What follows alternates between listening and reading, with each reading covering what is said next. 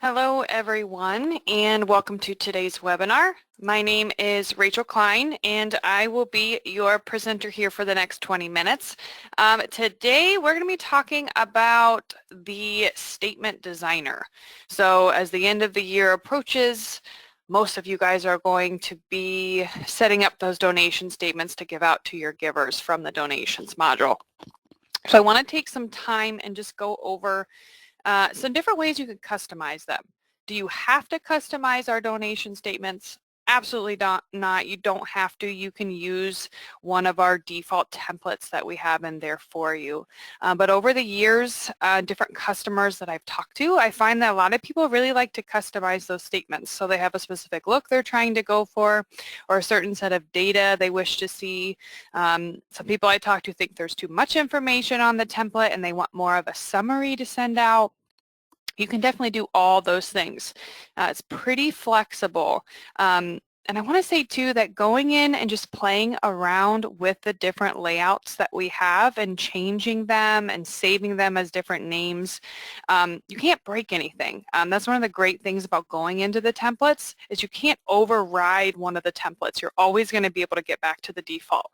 So going in, seeing different looks, playing with different settings, and seeing the information that's going to work best for you and your givers is really going to be the best approach. There's a bunch of people signed up for today's webinar, which is great. So if you have a question, please type that in the question section. I'll get to that at the end of the webinar, but keep in mind, if you have a really specific question or a certain detail you're wanting to put into your donation statement, this probably isn't going to be the best avenue for me to get you an answer. Call our support line, email us at support@churchwindows.com. Contacting someone directly, that's going to be a way better way for us to help you customize it if you're having trouble getting the look that you're specifically wanting for your statements. Okay, but if you have a general question or something about the donation statements that you want me to touch on, please type that in. I'm happy to get an answer for it. If I can. There's just one of me today. Unfortunately, we're a little short-staffed this week, so it's just me. Josh isn't here to help with questions. So type it in. I'll do my best to get you an answer. If for some reason I don't, call our support line, or email me at support@churchwindows.com. I'm also recording this like I always do. I'll get it cleaned up and put up on the website for you all by the end of the day. If you were here for the webinar I was supposed to do yesterday that Jim covered on the Booklet Directory, I did get that put up on our website this morning. So if you want to rewatch it or share it with someone else, head out to churchwindows.com. Under supporting, go to our support center, and again, there's so much helpful free information out there. Okay. All right, let's go ahead and get started. The outline that I'm following today is from one of our workbooks. It's from our Donations 106 workbook, specifically pages 17 through 27. So I'm kind of using that as a loose guide for what I want to go over with you today. I have my own kind of points and things that I want to focus on or maybe skip over. But that is the hard copy. If you would like to purchase that, you can get the workbook out on our website as well. Okay? All right, let's go ahead and get started. Go into donations here. And you can get to the donation statement designer in two different ways. Right here in the middle, you can click on donation statement in this kind of quick click box here in the center, or you can go up to reports and export and go to donation statement that way. I'm going to take you to the exact same screen. Doesn't matter how you go about getting there. Step one, this is the criteria for who you want to appear on your statement. We're not going to go into detail about building criteria today. Just know that if you come into this screen and you don't change anything, you simply just hit next to get to step two. The program is automatically only going to include people that have giving within this date range. All right, so keep that in mind. If you don't change anything, just hit next. You're only going to get people that have giving within this date range, okay? It's also by default going to include those inactive people. So you have anybody that's passed away, moved away within the last year, whatever your time frame's going to be. If they have giving, they're still going to be included on your report. They're still going to get a statement, okay? Also, here's your sort tab. Always check your sort tab on step 1 before you hit next. For any report in church windows, this is going to be the order that people are going to appear in the report. All right, so I'm just going to keep it on giver name for alphabetical order. I'm going to go ahead and hit next here.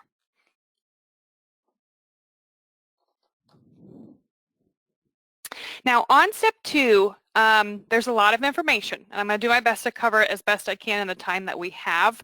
But up here at the top specifically, this is your statement layout.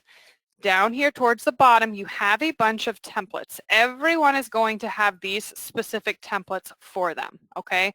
Most popular ones are going to be the windowed envelope, okay? There's a windowed envelope, no tax deductible totals, which means it doesn't give you a breakdown of what's tax deductible and what's not.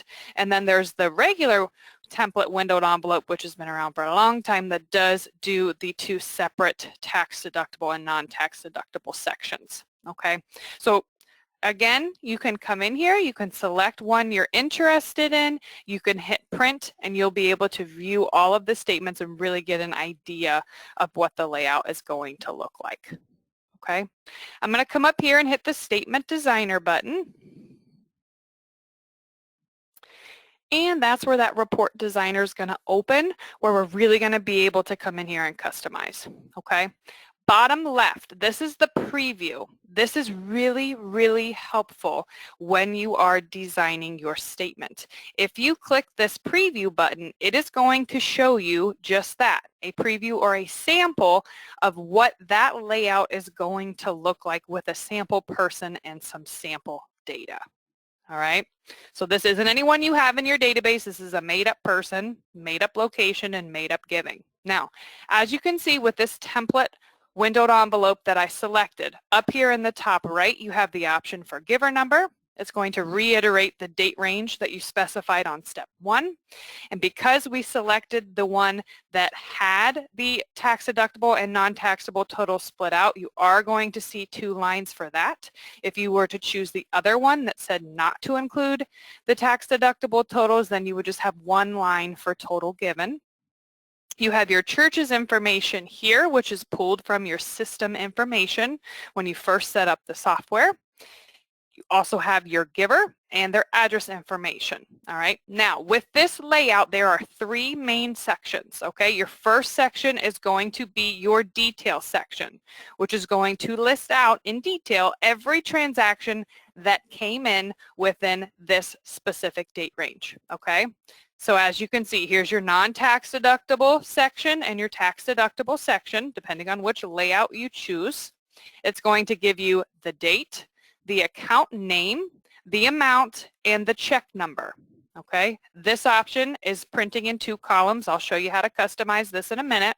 And then down here in italics, this is going to be any comments that were typed in when the donation was entered. Okay, column 1, column 2 over here on the right. Next section, which is within these 2 black bars, this is going to be your what we call account summary section.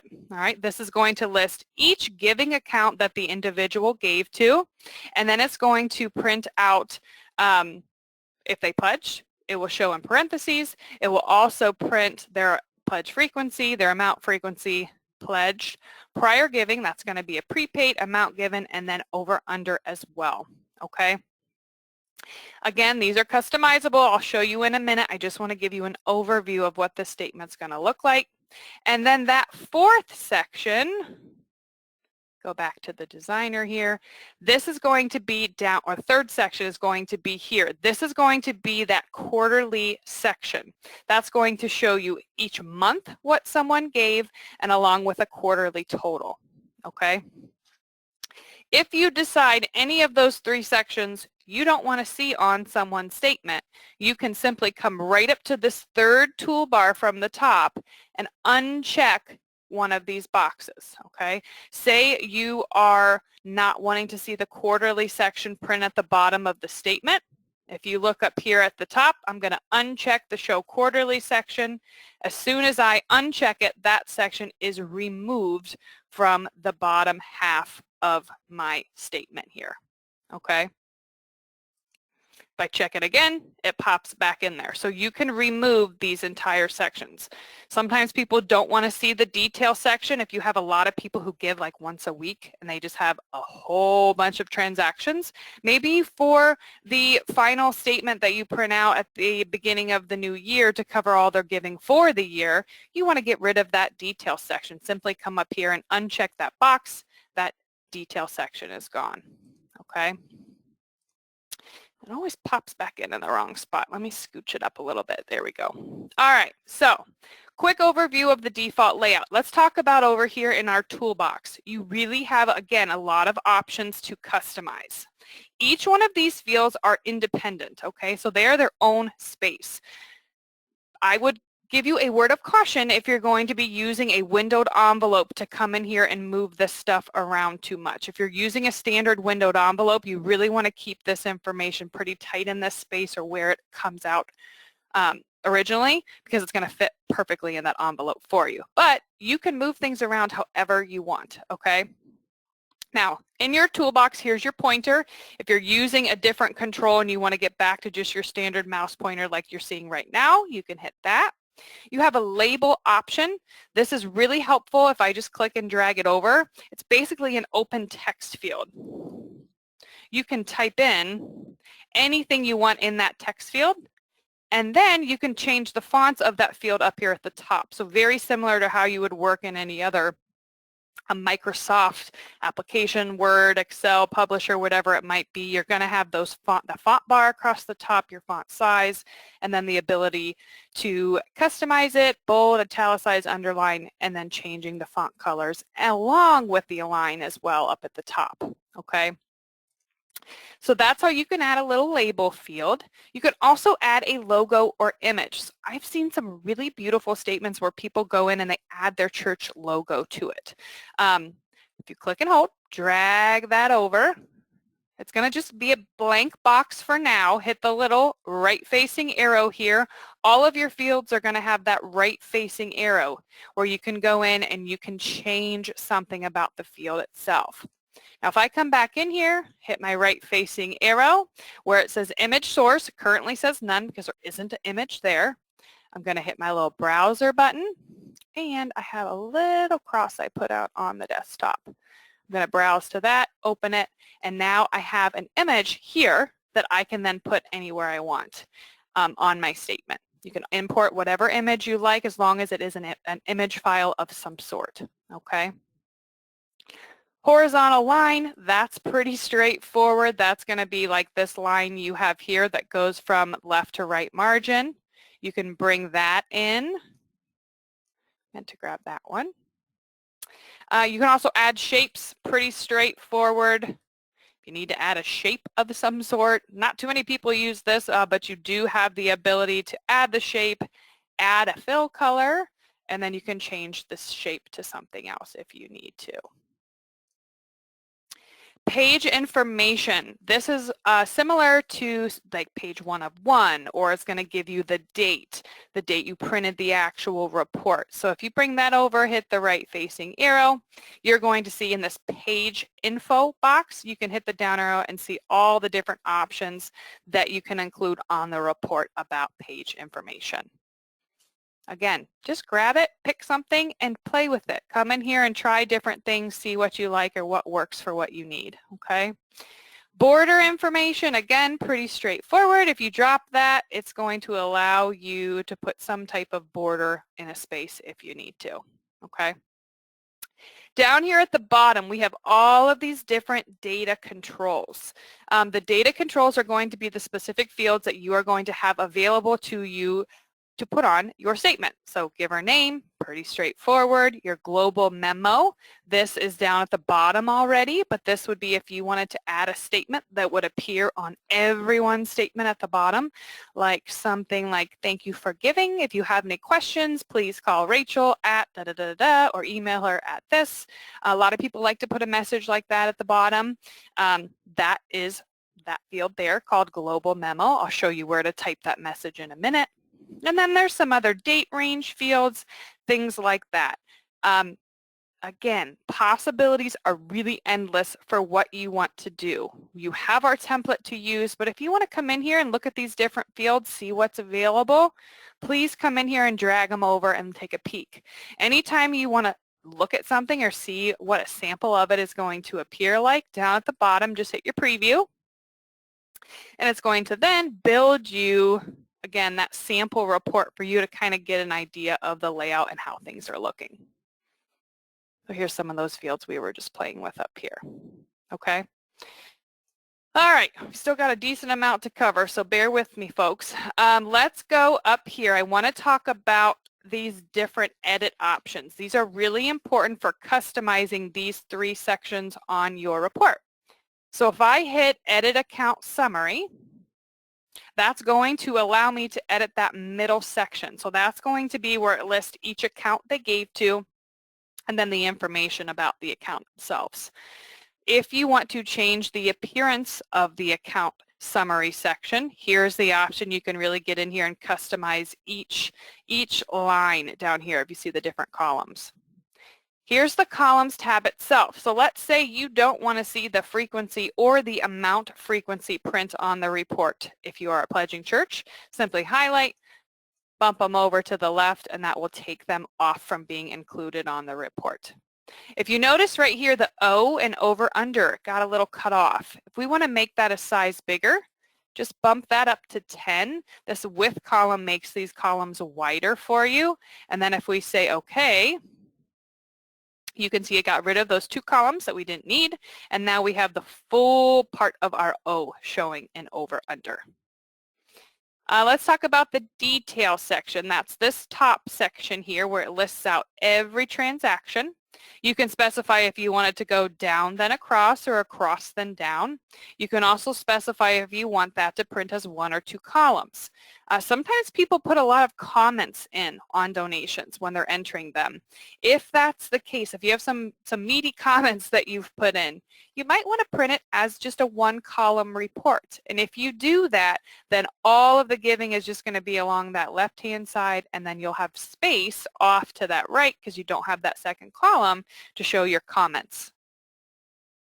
Again, here's that columns tab. You can pick and choose what information is shown. If you don't track check numbers, for example, when entering checks, simply highlight, and you can move that field off to the left, taking it off the report. And you also have a fonts field. Again, you can go in and really customize the font if you need to. Everything's in Times New Roman by default, but if you find you don't like that, you can change it. All right, here's the quarterly section down here. You have that Edit Quarterly section button up here at the top. And you can come in and decide if you want to show quarterly totals, monthly totals, and show grand totals. And you can specify if you want it to print as 2 columns. Come in here, check some things, uncheck others, do a preview, and see what you think. You also have a columns tab, so it's going to show pledged, non-pledged, and then total given. And then again, there's that fonts tab where you can go in and make any changes if you need to. All right, let's get out of here. I'm going to do a save as this time. I'm going to get rid of the word template. Just going to say sample here. Say OK. And remember, you can always do a save as. Sometimes people have a windowed envelope 1, a windowed envelope 2, 3, depending on, or they might have one for whole year and one for quarterly. So you can save as many different layouts as you want while you're playing around with this. All right, let's do a preview here. Whenever you click print, you're always going to get a preview. That way you can really look things over. So here's a sample. This is the Bell family. Here's our little things up here at the top we were playing with. But as you can see here, you have your dates. You have your account name and their amount. We got rid of the comment section, so we don't have, I'm sorry, we got rid of the check number section, so we're not seeing that. Obviously, these gifts don't have any comments, or we would see that below. You can tell the bills gave to 2 different accounts. They gave to building fund, and then they also pledged to general fund. We know because we see the date range they pledged here. See how much they've pledged, if they prepaid anything, how much they've given so far, and then an over-under. And then here's that quarterly section. You're seeing how much they pledged, giving came in each month, and then the quarterly totals. Okay, here's that global memo. Obviously, it's a little dated. It's showing 2015. Now, let's talk about a couple other things here, and then I will wrap up. Sorry, we're taking a little long. Global memo, that little message at the bottom that we saw that was definitely old. If we hit that little piece of paper icon, we can come in here and we can edit that message. So let's change this to 2021, change this to 2021, close out, and it's going to be saved. Say OK. So we've updated that global memo that, again, we'll put at the bottom of everybody's statement. You have some options here. If you want to be warned if a statement is more than one page, you can check this. If you're not a pledging church, a lot of our churches are not, feel free to check this box that says do not show pledging information. Then when you go to print your statement, anything involving pledging is going to be gone. So as you can see, it's a lot more of a basic report here because it got rid of all that pledging stuff that we were seeing before. And then down here at the bottom, we just have the totals columns instead of a non-pledged to a pledged column. All right, let's see. Last option says do not show separate tax deductibility detail sections. So if you have a giver who has non-pledged giving, again, up at the top in that detail section where it said tax deductible and non-tax deductible, it's not going to say either one of those things. It's just going to put all the giving together. All right. You also have some date range options here. So you can specify different date ranges that you're wanting to see for the different detail, account summary, and quarterly sections on your report. If you decide you want to relabel any fields, right here there's this Relabel Fields and Individual Name Options tab. You can come in here and change the name. So some people I talk to, they don't like the word pledge. They call it estimate, whoops, of, I cannot type, sorry guys, estimate of giving. You only have so much space, but again, you could just put estimate of giving if you don't want to use the word pledge. This is where you can really come in and customize those labels.